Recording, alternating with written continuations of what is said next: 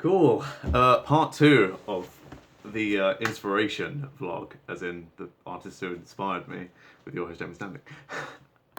So now that I'm not limited by the 10 minutes that my camera can take at a time, there's my phone camera. This half, I can't believe I didn't mention One Piece right at the very end of the last one, but we can go on to the Western influences and movie influences. So yeah, at the very beginning of the last video, I did mention Ultimate Spider-Man, which it still holds a close place in my heart, but it is not probably one of the things that really inspires how I write. And the thing that does on the Western side would be Jeff Loeb and Tim Sale's The Long Halloween Batman, and also Batman Hush. Really, really good. Really good. Mainly because they're relatively short form storytelling, probably on a similar scale to the setting.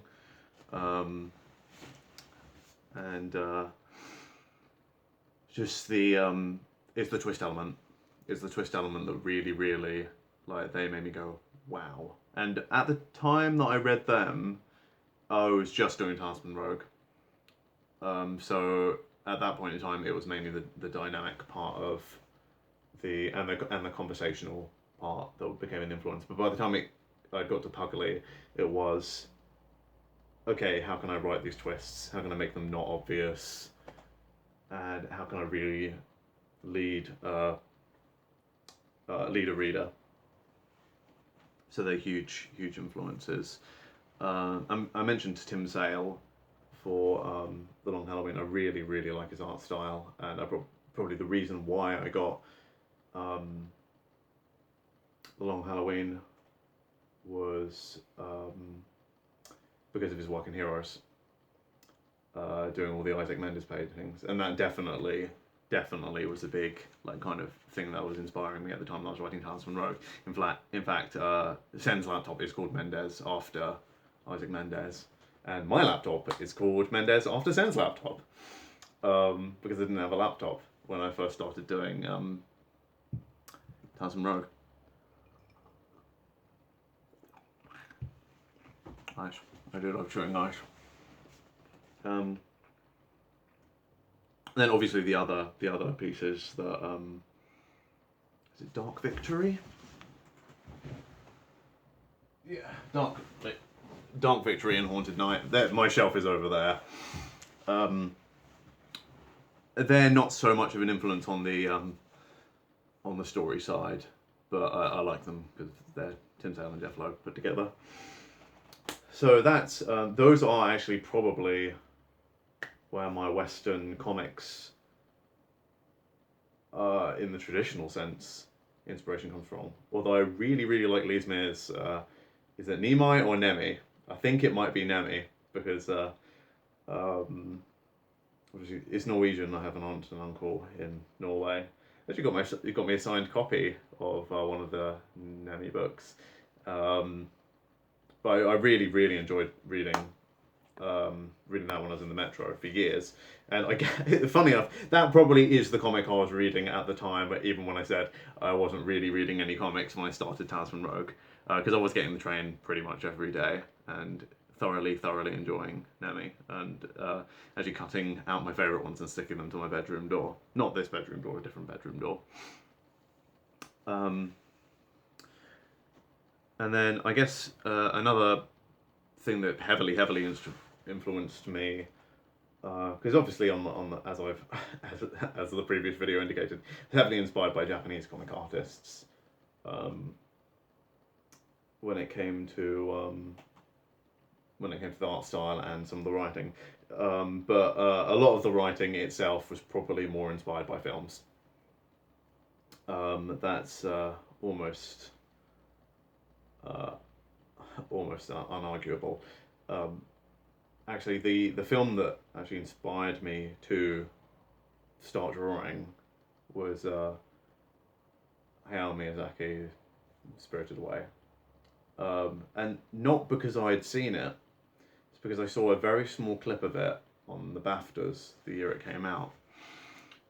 And I was just blown away. I was absolutely blown away by the art style and also the level of the kind of fantasy. And I can't really write that way. I'm much more grounded in reality in the way I write. I don't know. Trippy things scare me. But Spirited Away. That was an awakening. That was an absolute awakening. It made me go like, wow, you can communicate a story like that. That might be the best way to be alive. I actually haven't seen it in a long time because it reminds me of an ex. But she used to dress up as No-Face at conventions. And obviously, I can never tell if it's her at convention. It makes me a bit like it gives the uneasy feeling of the past. But I do love Miyazaki's work, and probably my favourite is Kiki's Delivery Service. My brother got me an art book from it. That's up on my shelf over there. I just the other day finished reading the script from it. And that is a masterpiece. That's such a beautiful story, and I really love Kirsten Dunst's Kiki.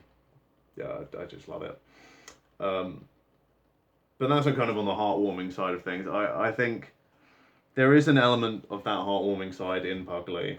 I wanted it to be very relatable too, but I think my horror film inspirations are much more what inspired Pugley. So obviously you've got a Saw reference in Jefferson Pugley versus Jefferson Huxley in the Nightmare sequence. That's a blatant Saw reference. It's not even hideable. And obviously I love tension I love making the tension in the Pugley film. So that the horror films I really like are funnily enough the J-horror genres. I don't actually like I'm not that bothered by the Japanese Ring. I think the American Ring is a masterpiece, and a lot of people would disagree with me. I didn't find the Japanese Ring scary. I don't think I understand why it's scary because of the cultural differences.